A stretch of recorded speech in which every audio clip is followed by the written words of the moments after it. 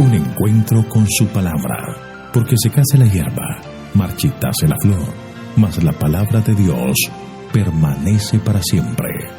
Con ustedes, el doctor José Ricardo Arias Quintero.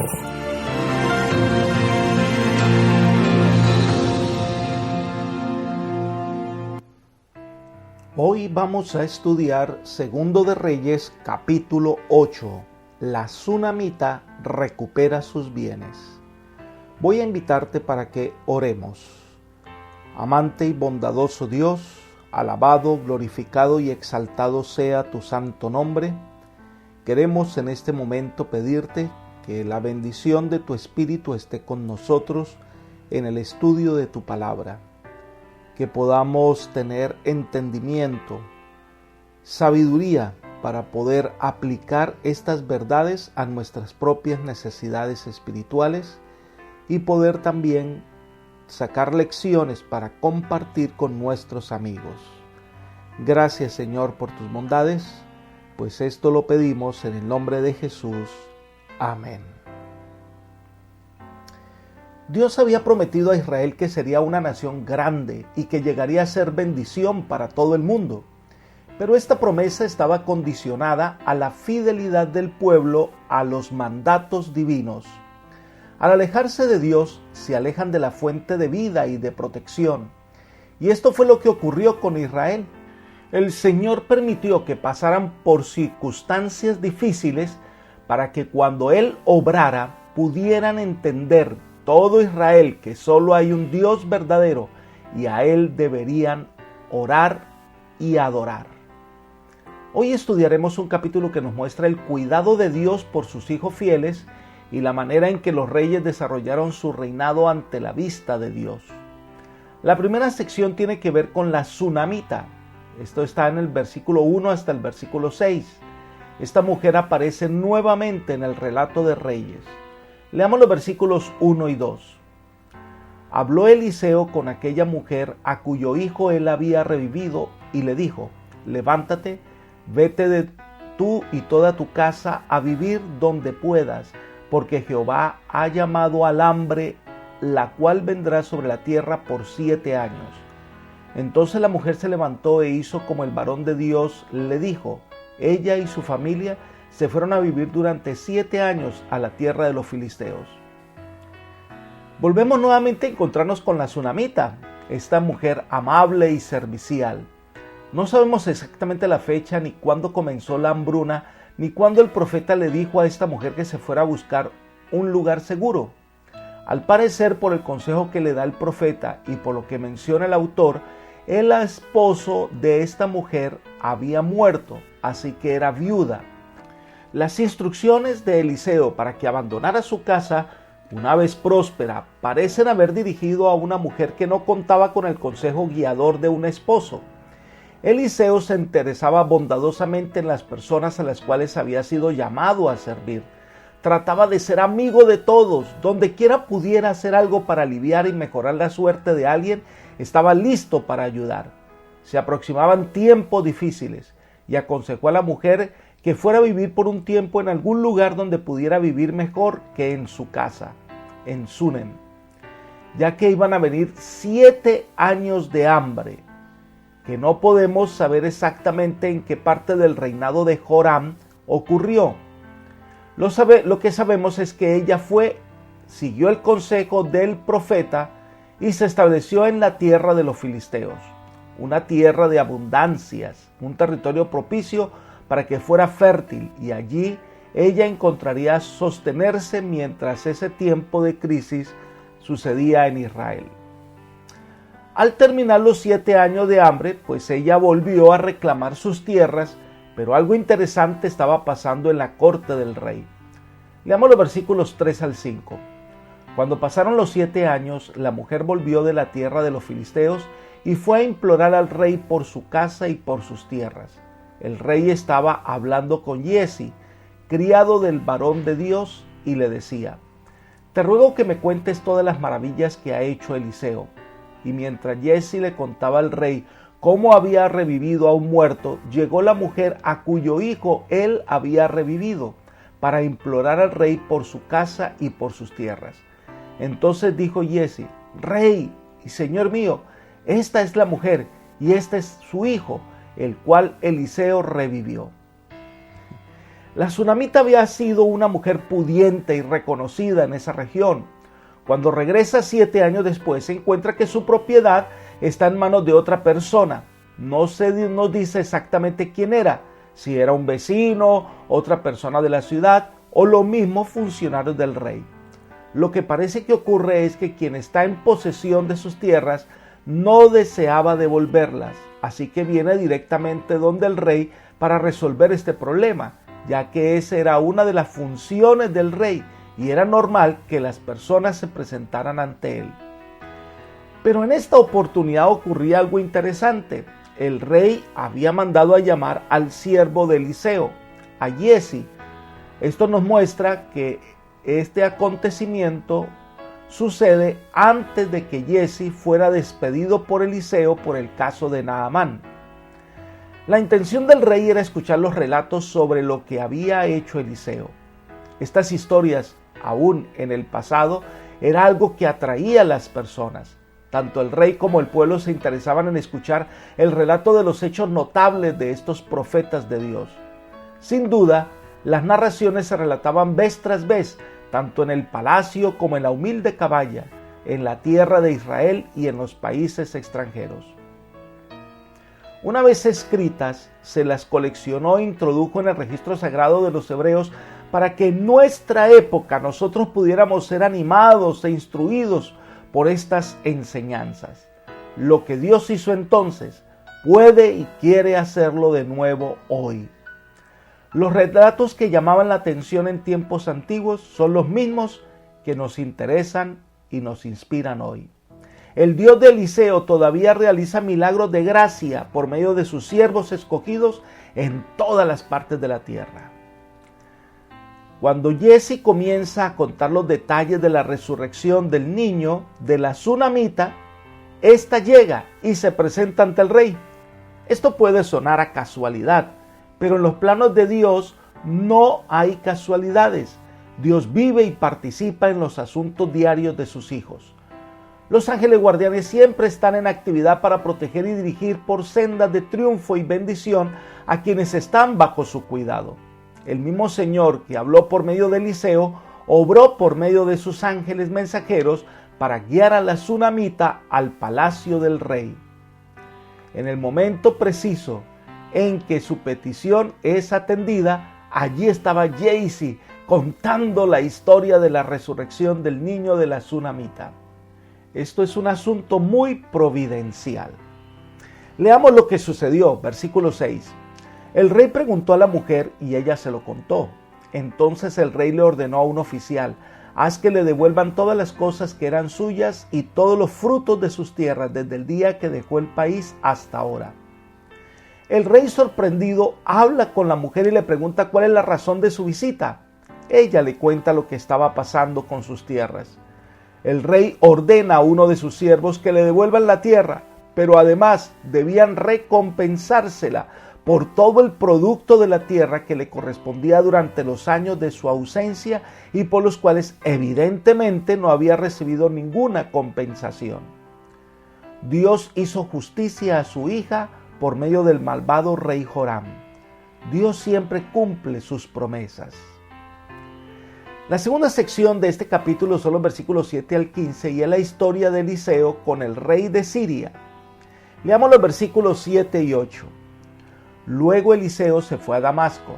Ben-Hadad, rey de Siria, estaba enfermo y le avisaron: el varón de Dios ha venido aquí. Entonces el rey dijo a Hazael: toma en tus manos un presente, ve a recibir al varón de Dios y consulta por medio de él a Jehová, preguntando: ¿sanaré de esta enfermedad? Hay algo interesante que ocurre alrededor de esta narración. Damasco era la capital del reino de Siria, que había pretendido dar muerte al profeta, pero también en Siria se había conocido que Eliseo era un varón de Dios. Había sanado a Naamán de la lepra. Además, que los soldados sirios que fueron enviados a capturar a Eliseo, una vez se encuentran en Samaria, Eliseo ordenó que se les tratara bien y regresaron con otra perspectiva de la obra del profeta. Así que, aunque es probable que Eliseo corriera peligro en Damasco, sin embargo, en la agenda de Dios, Eliseo estaría seguro. Los intereses de la obra del Señor siempre eran de mayor importancia que su conveniencia o seguridad personal. En esos días el rey Ben-Hadad estaba enfermo y le informaron que el varón de Dios estaba en Damasco. Qué interesante que aún en una nación enemiga se distinga que Eliseo era un siervo del verdadero Dios. Como Eliseo había obrado por la sanidad de Naamán, siente anhelos que haga lo mismo por él. Así que envía presentes al profeta, que era una costumbre que demuestra respeto, para que le consulten si su enfermedad pasará o morirá. El rey reconocía que Jehová era el único que podía sanarle. Es extraordinario que esta orden emanara de un rey de Siria. Es un testimonio notable del éxito de la misión de Eliseo, quien tuvo el privilegio de ver que el rey de una nación que los hebreos consideraban pagana, lo reconociera como varón de Dios y le pidieran consultar por él a Jehová. Si los hijos de Israel hubiesen sido fieles a su misión, este tipo de testimonio podrían haberle dado a los gobernantes de muchas naciones de la tierra y hubieran reconocido que Dios es el verdadero Dios. Esa es la razón de la existencia de Israel, ser un medio de salvación, así como hoy la razón de ser de la iglesia es ser el medio a través del cual las personas conocerán de la salvación. Asael, que era un siervo de confianza del rey, va a ver a Eliseo. Leamos los versículos 9 y 10. Tomó pues Asael en sus manos un presente dentro de los bienes de Damasco, cargados en 40 camellos, y fue a su encuentro. Al llegar se detuvo ante él y le dijo: tu hijo Ben-Hadad, rey de Siria, me ha enviado a preguntarte: ¿sanaré de esta enfermedad? Eliseo le dijo: ve y dile, seguramente sanarás. Sin embargo, Jehová me ha revelado que ciertamente morirá. Bueno, Asael cumple la tarea que le encomendó el rey, así que él carga un regalo que llevaba de parte del rey Eliseo, pero este regalo lo cargó en 40 camellos. Era costumbre de aquella época destacar la ostentación y la riqueza del rey. Imagínense 40 camellos desfilando, llevando los tesoros para dar un presente al varón de Dios. Esto pues llamaba la atención de todo el mundo. La deferencia que gozaba Eliseo le permitía vivir en algún lugar cerca a Damasco. Cuando Asael se presenta en nombre de Ben-Hadad, tu hijo, esta era una frase de respeto, ese reconocimiento de la superioridad del profeta. La pregunta es: ¿sanará de su enfermedad? La respuesta de Eliseo parece contradictoria. Seguramente sanarás, sin embargo, Jehová me ha revelado que ciertamente morirá. La pregunta es con referencia a la enfermedad. Eliseo con ello le afirma que su enfermedad no es de muerte, pero de todas maneras morirá. Quizás morirá, pero no por la enfermedad, sino por otro medio. Entonces Eliseo mira a Asael y llora. Leamos los versículos 11 al 13. El varón de Dios lo miró fijamente y estuvo así hasta hacer que se ruborizara. Luego el varón de Dios se echó a llorar. Entonces Asael le preguntó: ¿por qué lloras, mi señor? Él respondió: porque sé el mal que vas a hacer a los hijos de Israel.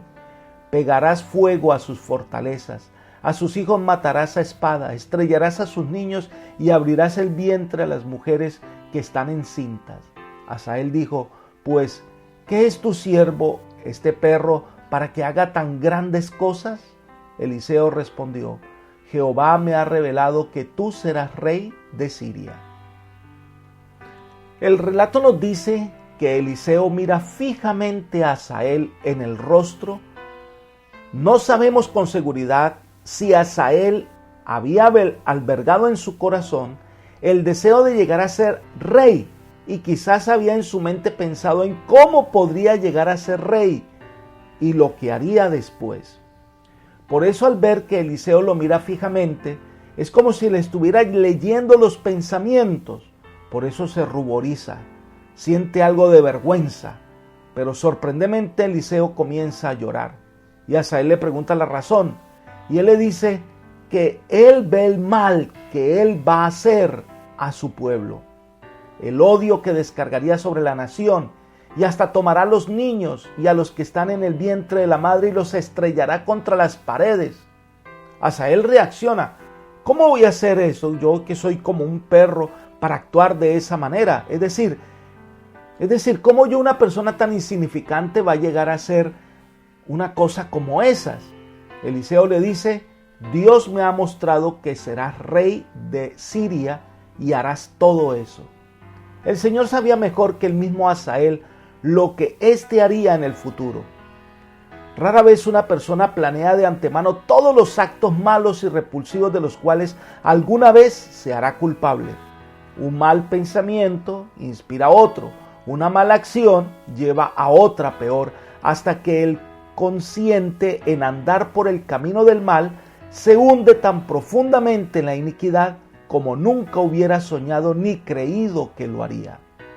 Hazael parece sorprendido, porque no había quizás pensado que iba a hacer todo ese mal, pero hasta ese momento no había tramado todo el mal del cual sería culpable con el correr del tiempo. Cuando una persona se inicia en el camino del mal, se asombraría mucho si se le dijera cuál sería el resultado final de su conducta. Hazael regresa a su casa y se entrevista con el rey, y viene el desenlace de esta historia. Leamos los versículos 14 y 15.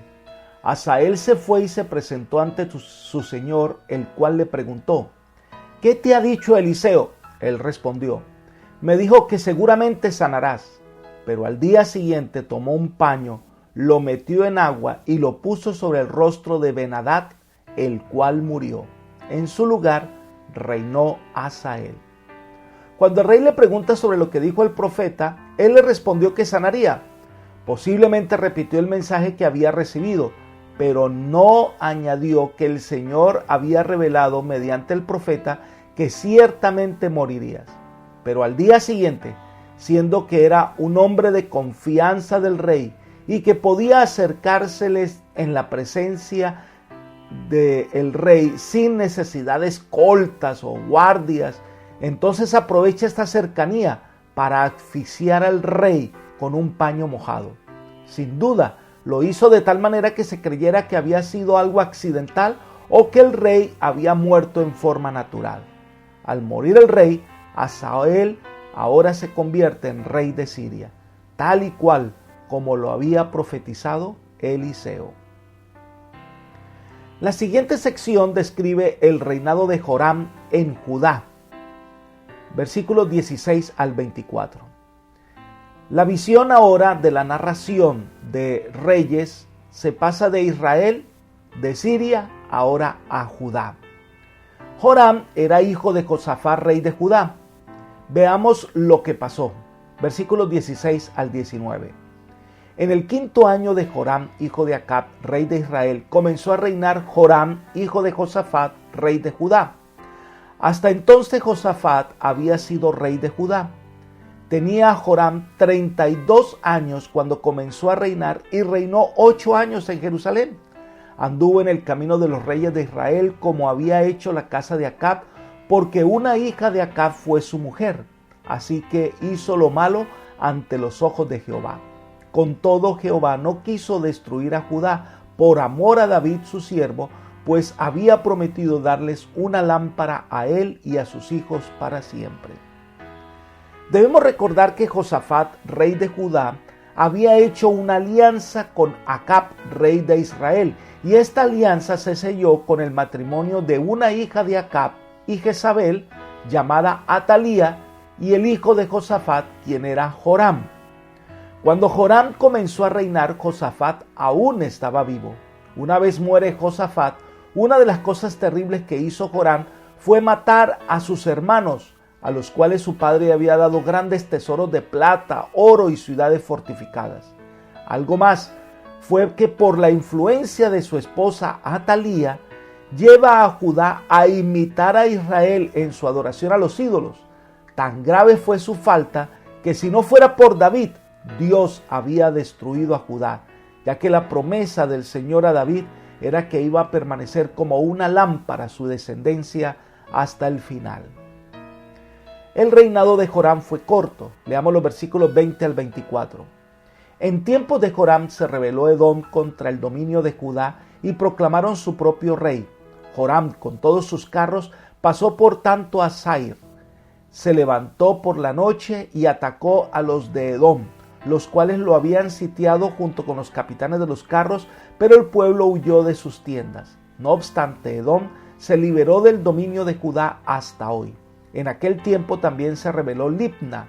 Los demás hechos de Joram y todo lo que hizo no están escritos en los libros de las crónicas de los reyes de Judá.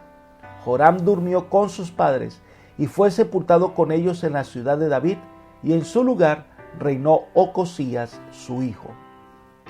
El Señor no permitió en este momento que desapareciera el reino de Judá, ni dejó que terminara la dinastía de David, pero por su apostasía, Judá tuvo que sufrir cierto grado de aflicción. Elena de White comenta lo siguiente: Jezabel, con sus artificios seductores, consiguió que Josafat fuera su amigo. Ella arregló el casamiento de su hija Atalía con Joram, el hijo de Josafat. Ella sabía que su hija, criada bajo su dirección y tan inescrupulosa como ella misma, podía llevar a cabo sus propósitos. ¿Pero fue así? No. Los hijos de los profetas que se habían educado en las escuelas que estableció Samuel fueron inmutables en favor de la verdad y la justicia. Manuscrito 116 del año 1899. Durante el reinado de Joram, los idumeos, que habían estado subyugados a Judá durante siglo y medio, intentaron independizarse.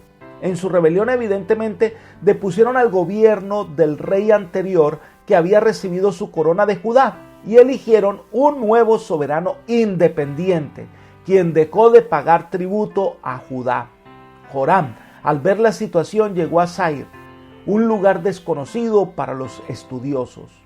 Entonces allí armó su ejército, carros y caballos, y se dispuso a atacar a Edom en la noche, en el lugar donde estaba la mayor concentración. Pero Israel fue derrotado y no logró su propósito, y cada uno regresó a su casa.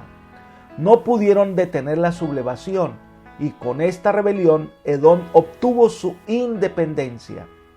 Inmediatamente los de Libna, una ciudad ubicada a 15 kilómetros al norte de Laquis, probablemente deba identificarse con Tel Safi, situada a 37 kilómetros al suroeste de Jerusalén, se rebelaron también contra el dominio de Judá. Es probable que los habitantes de Libna, al rebelarse, se beneficiaran con los ataques que los filisteos hacían por esta época contra Judá. Entonces se resume la vida de Joram como un rey que introdujo el mal en Judá. Muere y fue sepultado en la ciudad de Judá, pero no en el sepulcro de los reyes. Se cree que los sepulcros reales estaban bajo la fiscalización de algunos sacerdotes leales que rehusaron enterrar allí a Joram por su mala conducta. En su lugar se levanta Ocosías, hijo de Joram. Este nombre significa Jehová ha tomado o posesión de Jehová. Alterando algo el orden de las letras, se obtiene el nombre de Joacás, que se aplica algunas veces al mismo Ocosías en otros escritos. La última sección de este capítulo son los versículos 25 al 29 y describe el reinado de Ocosías en Judá. Leamos los versículos 25 al 27. En el año 12 de Joram, hijo de Acab, rey de Israel, comenzó a reinar Ocosías, hijo de Joram, rey de Judá. Ocosías tenía 22 años cuando comenzó a reinar y reinó un año en Jerusalén. El nombre de su madre fue Atalía, hija de Omri, rey de Israel. Anduvo en el camino de la casa de Acab e hizo lo malo ante los ojos de Jehová, como la casa de Acab, porque era yerno de la casa de Acab. Ocosías era hijo menor de Joram, y todos sus hijos mayores habían sido muertos con un ataque enemigo contra el campamento del rey. Tenía el mismo nombre de su tío, Ocosías, hijo de Acab, que por entonces era el príncipe heredero en Israel. Su madre era Atalía, hija de Acab y Jezabel. Joram quiso tener otras mujeres además de Atalía, quienes pudieron ser las madres de sus hijos mayores. Ahora, hay una pequeña explicación cuando dice, el nombre de su madre fue Atalía, hija de Omri. Recordemos que el término hijo o hija se puede aplicar a los nietos o a la descendencia. Atalía era hija de Acab y Acab era hijo de Omri. Por lo tanto, Atalía era en verdad nieta de Omri. Aunque eran impíos, estos reyes fueron gobernantes enérgicos e hicieron mucho para que Israel fuese una nación fuerte e importante en el oriente. Los asirios llamaban a Israel el país de Omri. Y aún Jehú, el que exterminó a la dinastía de Omri, fue llamado para ellos hijo de Omri. Lo cierto es que la influencia de Atalía sobre Ocosías era notoria y se le dice que hizo lo malo ante los ojos de Jehová, imitando la actitud de Acab y Jezabel, llevando al pueblo a la adoración de ídolos. El gran error de Josafat de unirse o aliarse con la familia de Acab ha traído sus consecuencias graves. El capítulo termina en una historia que continuará. Leamos los versículos 28 y 29. Partió Joram, hijo de Acab, para hacer la guerra a Hazael, rey de Siria, en Ramot de Galaad. Pero los sirios hirieron a Joram. El rey Joram regresó a Jezreel para curarse de las heridas que los sirios le hicieron frente a Ramot cuando peleaba contra Hazael, rey de Siria. Como Joram, hijo de Acab, estaba enfermo, Ocosías, hijo de Joram, rey de Judá, descendió a visitarlo en Jezreel. La enemistad entre los sirios e Israel era notoria. Habían muchas cuentas pendientes. Así que Joram tomó la iniciativa de atacar a los sirios. Estas batallas comenzaron en el reinado de Ben-Hadad, que habían causado mucho daño a Israel y persistieron cuando Hazael se hace rey de Siria. En estas batallas Joram, que era rey de Israel, cayó herido, pero ahora había logrado su objetivo de recuperar Ramot de Galaad. De alguna manera Joram, que era el rey de Israel, que estaba herido y que peleaba contra los sirios, esperaba que lo que hizo Josafat, su sobrino, ahora rey de Judá, Ocosías, se uniera a ellos en su lucha contra Siria. Una vez Joram fue herido, se establece en Jezreel, en uno de los palacios que había allí, y Ocosías fue a visitarle. Y allí termina el capítulo que continuará en el capítulo siguiente. Apreciados amigos y hermanos, nuestras decisiones tienen consecuencias. Si obedecemos al Señor, las consecuencias son vida y salvación, caminos de paz y prosperidad. Pero si desobedecemos, puede ser que parezca que nos va bien, pero cuando el mal prevalezca, no solo nos afecta a nosotros, sino también a nuestra descendencia y a los que nos rodean.